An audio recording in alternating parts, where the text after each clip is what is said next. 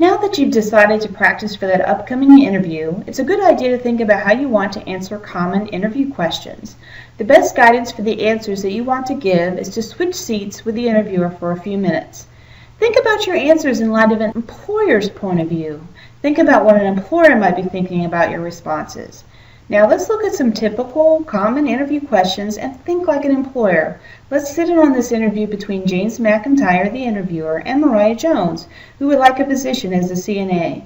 The first response Mariah will give will not be as effective as the second one. See if you can see why. My name is James McIntyre. I'm the recruiting manager for Watch Pro Nursing Home. Nice to meet you. Hi, I'm Mariah Jones. Nice to meet you too.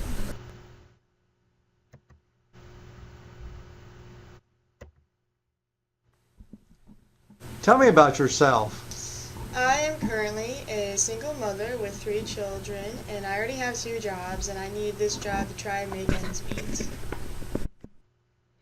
Mariah might be thinking that the employer wants to know something about her as a person. So Mariah shares something personal about her kids and how hard she works.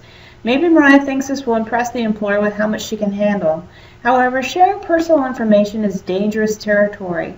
This is what the employer may be thinking instead.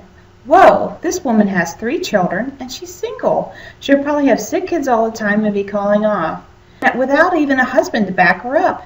How is she going to be dedicated to this job when she's tied herself to so many different positions? Tell me about yourself.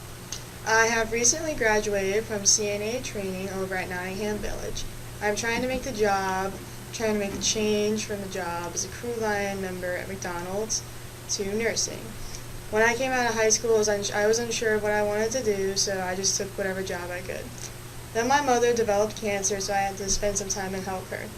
While I was there, I met some great home health care nurses, and I decided that they made her life a lot easier, and I wanted to be able to do that too. In this response, Mariah has decided to answer the question by talking strictly about her recent education and past work experiences. She also let them know why she decided on the healthcare profession in the first place. She's being honest, but sticking to what is relevant to the job. The employer is probably thinking, this person seems to be seeing a CNA as not just a job, but a career. She seems to want to truly help others and have a personal motivation to do so.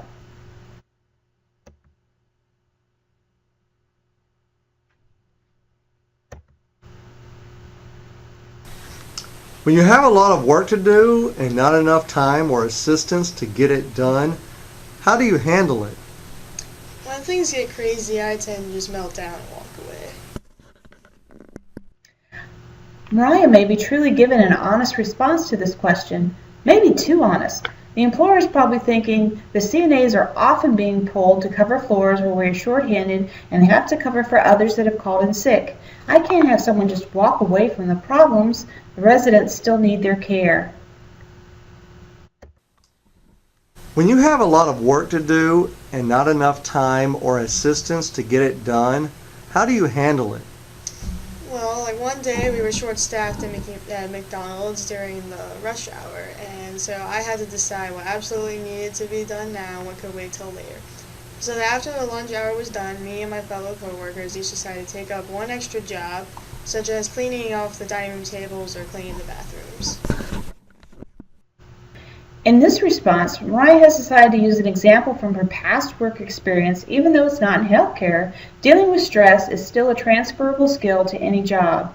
The employer is probably thinking, I know what it's like to be a customer at McDonald's during the lunch hour. It's crazy. I can only imagine what it must be like to be a server. She knows how to prioritize things and work with other people as a team. We could use that here.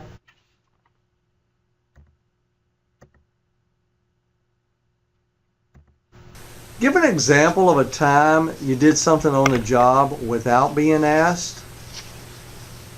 I can't really think of anything. Mariah doesn't seem to have prepared herself for this question, or unfortunately she has not developed this skill yet. The employer is probably thinking, she doesn't seem like she's very self-motivated. The supervisor will have to write her all the time, and we just don't have time for that. Give an example of a time you did something on the job without being asked. I suggested to my manager that we put a board up where we could post the days that we would be able to call in so he would know when our availability is. He agreed to it, so I put the board up and then I organized it. With this response, Mariah has drawn from her experience at McDonald's to answer this question. She is picking out a skill that could be used in a healthcare situation also. The employer is probably thinking, it sounds like she knows how to prioritize what's important and to get other team members to work with her to get the job done. That's important for our situation.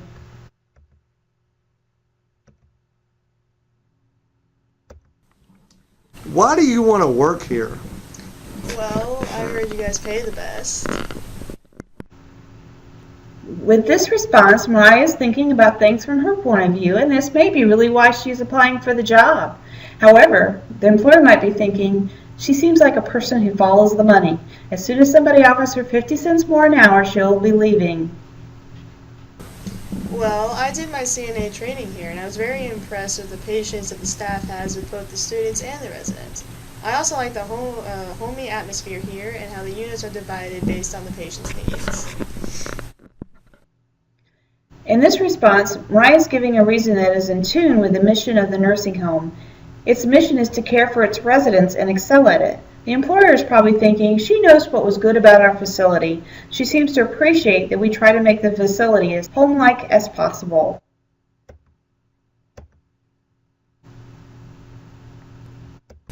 Describe a situation where you had to solve a problem on the job. I never really had a conflict with anyone.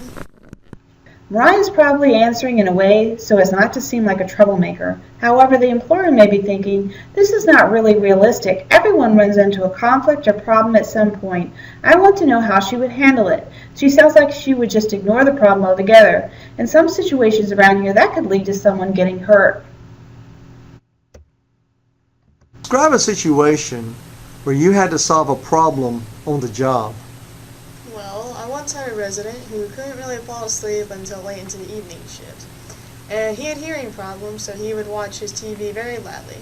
Other residents began to complain about this because they were not getting as much sleep. They also began to complain because the other aides were fighting amongst themselves as if he had the right to watch TV whenever he wanted.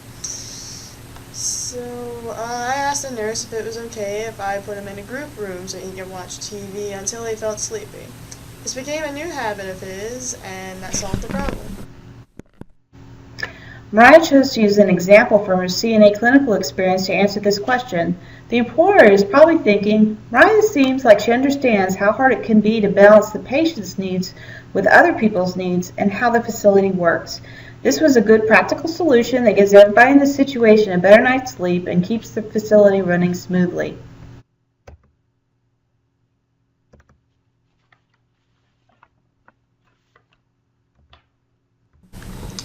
Why did you leave your last position? My supervisor was always criticizing me, and my coworkers never really did their fair share. Mariah is once again thinking about things from her point of view. Maybe her last job wasn't the best, and she didn't have the best coworkers. However, the employer is probably thinking, this person sounds like they can't handle constructive criticism, and it sounds like a whiner. I wouldn't want her saying things like that about our staff.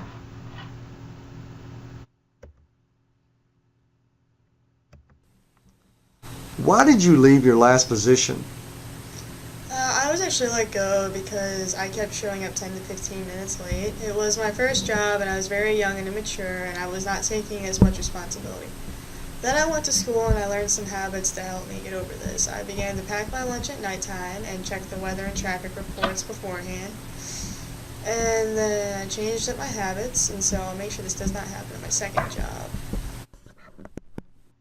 In this response, Mariah wants to be honest about the question because she was fired from her previous job. But she handles this difficult question very well by taking responsibility and showing how she has improved herself.